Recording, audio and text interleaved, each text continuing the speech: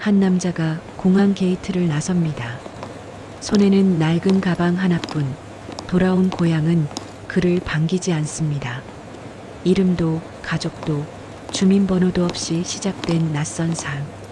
그는 영어를 유창하게 하지만 한국말 한마디에 망설입니다. 밤이면 이태원의 벤치가 그의 집이 되었고 사람들은 그를 외국인 노숙자라 불렀습니다. 하지만 누구도 몰랐습니다. 그가 사실 한국에서 태어난 입양아였다는 걸, 그리고 미국에서 추방되어 홀로 돌아왔다는 걸. 세상은 그를 잊었지만 한 여인은 손 내밀었습니다. 그리고 한 PD가 카메라를 들었습니다. 그의 이야기가 세상에 알려지면서 모든 것이 달라지기 시작했죠. 버려진 이름을 되찾고자 한 남자, 그는 결국 어떤 선택을 하게 될까요? 인천공항 입국장 문이 열리고 회색 코트를 입은 한 남자가 천천히 걸어 나옵니다. 손에는 낡은 갈색 여행 가방 하나뿐입니다. 사람들의 발소리가 섞인 공항의 웅성거림이 그를 삼켜버립니다. 그는 고개를 들어 천장을 올려다봅니다. 웰컴 투 코리어라는 문구가 흐릿하게 빛납니다. 그는 잠시 멈춰서서 숨을 고릅니다. 긴 비행 끝에 도착한 땅이지만 발밑이 낯섭니다. 공항 직원이 여권을 확인하며 고개를 갸웃합니다. 이름란은 영어로만 적혀 있고 국적은 언론. 직원은 무전기를 들고 다른 담당자를 부릅니다. 그는 안내를 따라 작은 사무실로 들어갑니다. 낡은 의자에 앉은 그는 두 손을 맞잡고 기다립니다. 이민국 직원은 서류를 넘기며 말합니다. 추방자 명단에 있습니다. 임시 체류 허가만 가능합니다. 남자는 고개를 끄덕입니다. 손에는 템퍼레리 스테이 퍼밋이라 적힌 종이 한 장이 쥐어집니다. 그는 그것을 천천히 접어 가슴 주머니에 넣습니다. 공항을 나서자 차가운 바람이 얼굴을 스칩니다. 수십 년 전 떠났던 고향의 공기가 이토록 낯설 수 있다는 사실이 그를 멈추게 합니다. 버스 정류장 앞에서 그는 동전을 세어봅니다. 남은 돈은 $80뿐입니다. 교환소를 찾아 헤매다 결국 포기합니다.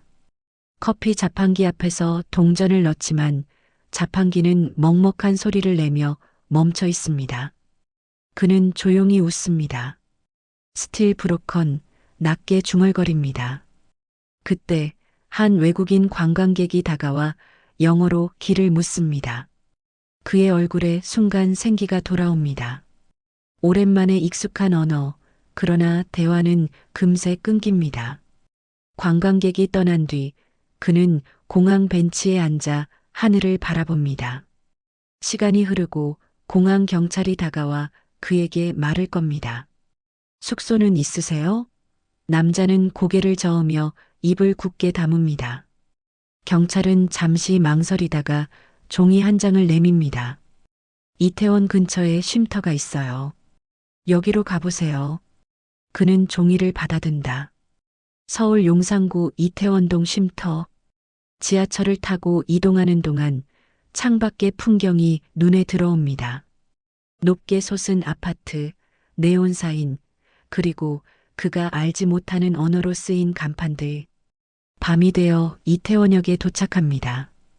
역 밖으로 나오자 거리의 불빛이 눈을 자극합니다. 그는 종이 쪽지를 손에 쥔 채 길을 따라 걷습니다. 해밀턴 호텔 앞 찜질방이라는 문구가 눈에 들어옵니다. 그곳에서 그는 낯선 첫날 밤을 맞이합니다. 거리의 소음이 점점 잦아들고 이태원의 불빛이 서서히 꺼집니다. 그는 벽에 기대 눈을 감습니다. 고향이라 믿었던 땅 위에서 그에게는 아직 단 하나의 집도 없습니다. 이태원의 밤은 화려하지만 그 불빛 아래는 늘 어딘가 외롭습니다. 팀은 해밀턴 호텔 맞은편 벤치에 앉아 하루를 버티는 법을 익혀가고 있었습니다. 낡은 종이컵에 적은 영어 단어 몇 개를 아이들에게 가르쳐주며 동전을 모읍니다.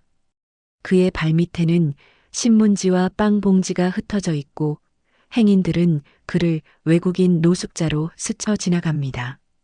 그의 발소리가 익숙해질 무렵 노점 앞에서 김밥을 싸던 중년의 여자가 그를 빤히 바라봅니다.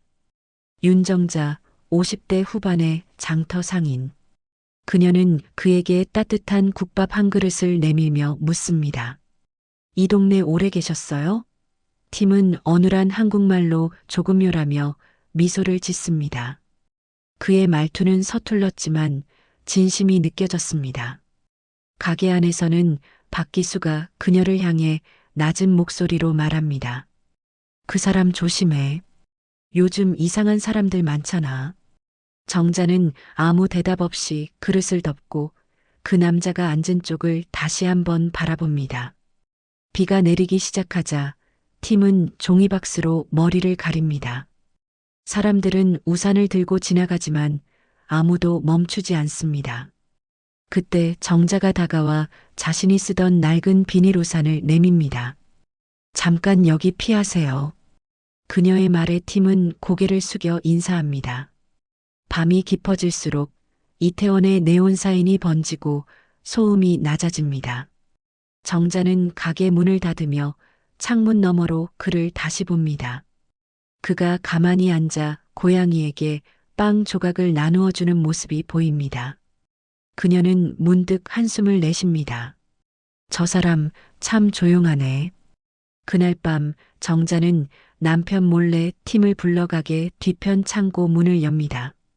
여기서 잠깐만 쉬어요. 추우니까. 팀은 조용히 고개를 끄덕입니다. 작은 창고 안에는 오래된 냉장고와 박스들이 쌓여 있습니다. 그는 한켠에 몸을 웅크리고 앉습니다. 가방을 열어 낡은 서류를 꺼냅니다. 그 안에는 미국 초등학교 졸업장과 오래된 가족사진 한 장이 들어 있습니다. 사진 속 소녀는 웃고 있지만 그 웃음이 지금의 얼굴과 닮아 있지 않습니다. 그는 사진을 바라보다 이내 눈을 감습니다. 바깥에서는 정자가 조용히 문을 닫고 나갑니다. 창문 틈으로 들어온 빗방울이 졸업장 모서리를 적십니다. 이태원의 밤은 여전히 화려했지만 그 창고 안의 시간은 멈춰 있었습니다. 이른 아침 윤정자는 김치통을 꺼내놓고 손에 고무장갑을 끼웁니다. 창고 문을 두드리자 안에서 팀이 조심스레 나옵니다. 그의 얼굴에는 피곤이 남아있지만 어제보다 덜 경계한 눈빛입니다. 정자는 그에게 조심스레 김치전을 내밀며 말합니다. 이거 아침이에요. 팀은 젓가락을 어색하게 쥐고 한 입 베어 물며 웃습니다. 맛있어요. 그 말에 정자는 깜짝 놀라며 웃음을 터뜨립니다. 한국말 잘하시네요. 팀은 잠시 머뭇거리다 손바닥을 펴보입니다. 거기에 정자가 써준 이름 하나, 민호. 이름 기억 안 나요. 그래서 이거 좋아요. 그는 천천히 발음을 되뇌며 따라합니다. 민호. 가게 안에서는 박기수가 그들을 멀리서 바라봅니다. 정자 씨, 너무 믿지 마요. 저 사람 사연 있는 것 같아.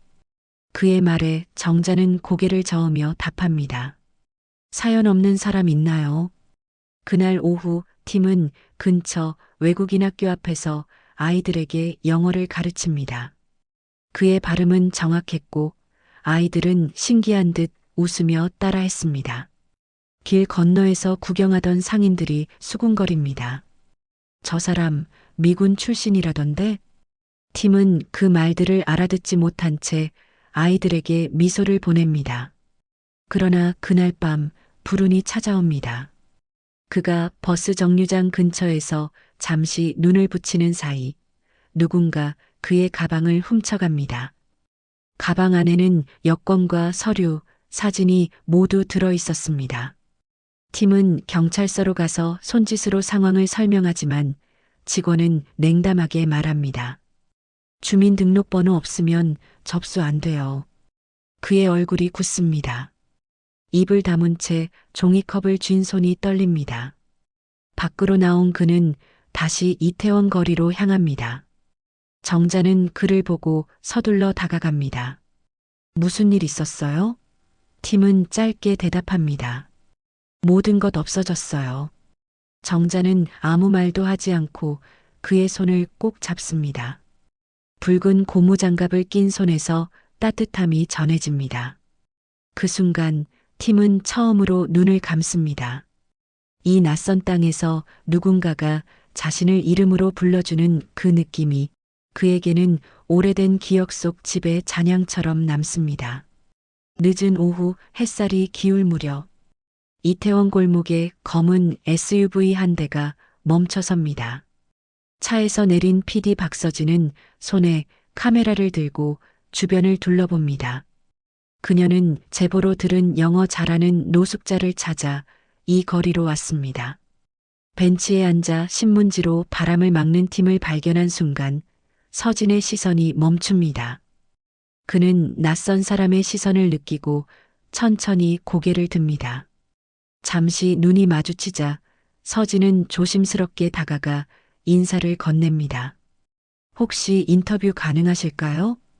팀은 잠시 침묵하다가 어눌한 발음으로 무슨 이야기요? 라 묻습니다. 그 짧은 문장 속에 외로움과 경계심이 함께 묻어납니다. 서진은 가방에서 명함을 꺼내 건넵니다. 저는 방송국에서 다큐멘터리를 만드는 사람이에요. 당신 이야기를 듣고 싶어요. 그는 명함을 한참 바라보다가 조용히 고개를 젓습니다. 필요 없어요. 말끝이 짧고 단호했습니다. 하지만 서진은 포기하지 않았습니다. 그녀는 다음 날 다시 같은 자리로 찾아왔고 세 번째 날에도 기다렸습니다. 그의 손에 따뜻한 커피를 쥐어주며 말했습니다. 그냥 당신 얘기 듣고 싶어요. 그제야 팀은 커피를 들고 조용히 한 모금 마셨습니다. 서진은 그 순간을 놓치지 않고 카메라를 켰습니다. 렌즈 너머의 초점 속에서 남자는 오랜 세월을 견딘 얼굴로 앉아 있었습니다. 며칠 뒤 첫 촬영이 시작됩니다. 팀은 어색하게 자리에 앉아 영어와 한국어를 섞어가며 과거를 이야기합니다. 그가 미국에서 자란 시절, 군대와 이민의 경계에서 흔들리던 이야기, 그리고 추방된 날. 서진은 말을 거의 하지 않았습니다. 그저 카메라를 통해 그가 살아온 시간의 결을 따라가고 있었습니다. 촬영이 끝나자 팀은 조용히 물었습니다. 이거 뭐예요? 서진은 답했습니다. 당신이 어떤 사람인지 잊히지 않게 하려는 기록이에요. 그날 밤 영상의 첫 장면은 이미 인터넷에서 빠르게 퍼지기 시작했습니다. 이태원의 영어 노숙자, 그의 정체는? 이라는 제목이 사람들의 눈을 끌었습니다. 조회수는 빠르게 올라갔습니다. 누군가는 감동적이다라며 응원했고 또 누군가는 가짜 이야기일지도 모른다는 댓글을 남겼습니다. 이태원 상인들은 그 영상을 보고 놀랐습니다. 저 사람 착해요. 거짓말 같은 건 안 할 사람이에요. 거리의 사람들은 조금씩 그를 다르게 보기 시작했습니다. 하지만 정자와 박기수는 불안했습니다. 화면 속에 드러난 그의 얼굴이 이제는 온 세상에 알려져 버렸기 때문입니다. 불빛이 꺼진 거리에서 팀은 벤치에 앉아 스마트폰 속 자신의 영상을 바라봅니다. 그는 화면을 꺼내지 않은 채 작은 목소리로 중얼거립니다. 이제 나를 본다.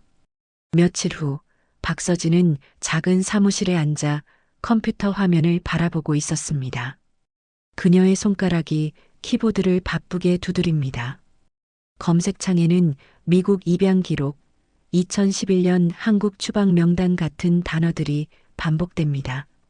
그녀의 눈빛은 피곤하지만 포기할 줄을 모릅니다. 수십 통의 이메일이 전송되었고 일부는 반송되었습니다. 그러던 어느 날 화면에 새로운 답장이 도착합니다. 미니소터 호프 처치. We may have known a boy named Tim Lee. 서진의 손끝이 잠시 멈춥니다. 그리고 조용히 숨을 내쉽니다. 그녀는 즉시 미국으로 국제전화를 겁니다. 낯선 영어가 이어지다 마침내 노인의 떨리는 목소리가 들립니다. 그들은 수십 년 전 팀을 입양했던 부부였습니다. 우리는 그를 찾으려 했어요. 하지만 연락이 끊겼어요. 서진은 통화를 마친 뒤 잠시 눈을 감습니다. 그리고 결심한 듯 다시 이태원으로 향합니다. 다음 날 벤치에 앉아있던 팀에게 서진이 다가갑니다. 미국에서 연락이 왔어요. 당신 부모님이에요. 그의 표정이 굳습니다. 잠시 말을 잃은 듯 그는 고개를 숙입니다. 서진은 조심스럽게 휴대폰 화면을 그에게 보여줍니다. 영상통화 속 백발의 여인이 흐느끼며 말을 잇습니다. 팀이 Never stopped thinking about you. 팀은 그 말을 듣는 순간 손에 든 컵을 떨어뜨립니다. 떨리는 손끝에서 커피가 바닥에 번집니다. 잠시 후 그는 화면을 천천히 꺼버립니다. 서진은 조용히 그를 바라봅니다. 이제라도 만나보시겠어요? 그는 고개를 저으며 낮게 답합니다. Too late. 그 말에는 오랜 세월의 단절과 후회가 뒤섞여 있었습니다. 그날 밤 윤정자와 박기수는 그를 집으로 초대합니다. 작은 식탁 위에는 따뜻한 된장국이 올려져 있습니다. 박기수가 묵묵히 밥을 뜨고 정자가 반찬을 내밀며 말합니다. 그냥 같이 먹어요. 아무 말도 하지 않은 채 세 사람은 조용히 숟가락을 듭니다. 식탁 위에는 가족의 냄새가 스며듭니다. 팀의 눈가가 붉게 졌습니다. 그날 밤 그는 혼자서 낡은 종이봉투를 꺼냅니다. 안에는 어린 시절 사진과 영어로 적힌 짧은 쪽지가 있습니다. To our son, never forget to you are. 그 문장을 바라보던 그는 처음으로 한글로 써봅니다. 나는 민호입니다. 며칠이 지나고 팀은 이태원 거리의 익숙한 벤치에 앉아 있었습니다. 사람들은 여전히 분주했고 세상은 아무 일 없다는 듯 흘러가고 있었습니다. 박서진은 손에 서류를 들고 그의 앞에 섰습니다. 당신 시민권 문제 조금 알아봤어요. 그녀의 목소리는 신중했지만 그 속엔 미안함이 섞여 있었습니다. 법적으로 복귀는 어렵대요. 시민권이 아니라 입양 서류 문제라서요. 팀은 한참 동안 아무 말도 하지 않았습니다. 그는 서류를 바라보다 고개를 끄덕입니다. 괜찮아요. 여긴 아직 내 자리가 아니에요. 그의 목소리는 낮았지만 묘하게 단단했습니다. 정자와 박기수는 그 소식을 듣고 조용히 그의 앞에 섰습니다. 박기수는 낡은 코트를 꺼내들며 말했습니다. 이거 겨울에 입어요. 예전에 내가 입던 거예요. 팀은 그 코트를 받아들고 잠시 눈을 감습니다. 고맙습니다. 정자는 짧게 웃으며 말합니다. 여기서 또 봐요.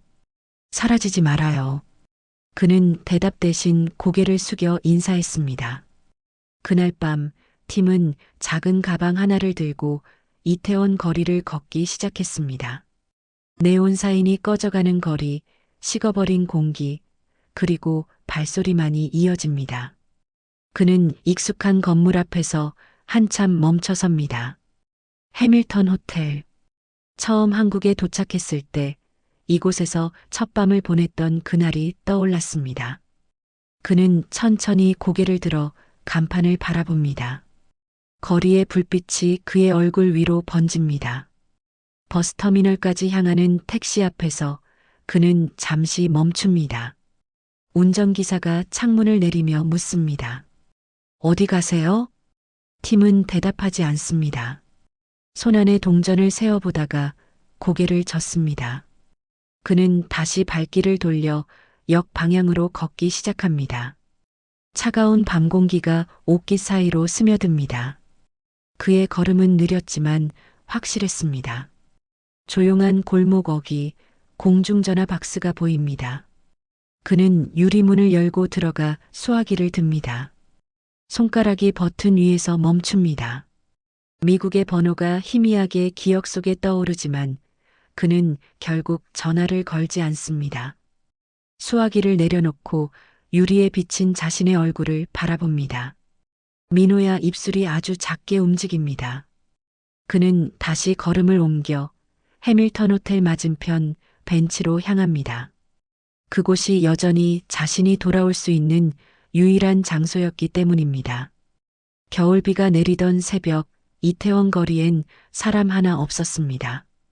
벤치 위에서 웅크린 남자의 어깨가 빗물에 젖어갑니다. 지나가던 순찰차 한 대가 멈춰 섰습니다.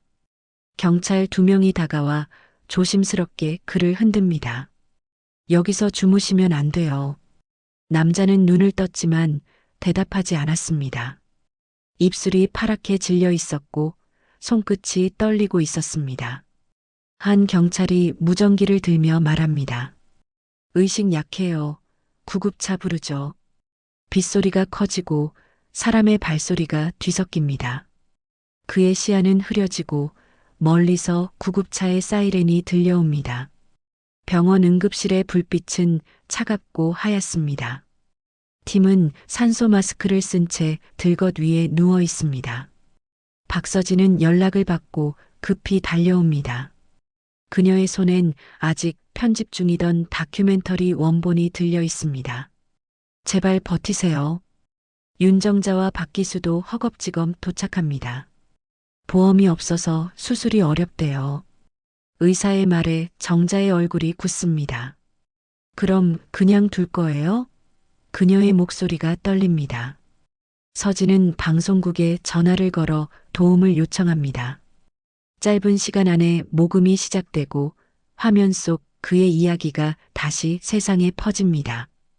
그의 얼굴이 담긴 영상이 온라인에 떠오르자 사람들은 움직였습니다. 그 사람, 이태원에 있던 그분이죠? 살아야 해요. 꼭 작은 후원금들이 모이기 시작했습니다. 병실의 모니터에서 규칙적인 심장 박동 소리가 들립니다. 며칠 후 팀은 천천히 눈을 뜹니다. 창문 너머로 첫눈이 내리고 있었습니다. 그는 손끝으로 흰 눈을 바라보며 중얼거립니다. 한국의 눈. 정자와 박기수가 그의 옆에서 조용히 손을 잡습니다. 서진은 한쪽 구석에서 카메라를 켜고 마지막 내레이션을 녹음합니다. 그녀의 목소리가 병실 안을 가만히 채웁니다. 그는 이름을 되찾지 못했지만 사람들의 기억 속에 남았습니다. 팀은 눈을 감은 채 미소를 짓습니다. 모니터의 파형이 규칙적으로 반짝이며 병실의 공기가 잠시 고요해집니다. 창밖의 하얀 눈발이 천천히 내려앉습니다. 그는 비로소 오랜 시간의 방황 끝에 따뜻한 손을 잡고 있었습니다. 봄 햇살이 이태원 골목을 다시 비춥니다. 오랜 겨울이 지나고 거리엔 천천히 사람들의 웃음소리가 돌아옵니다. 해밀턴 호텔 맞은편 그 벤치 자리에 이제는 작은 동판이 붙어 있습니다. 민호의 자리 당신의 고향은 여전히 여기에 있습니다.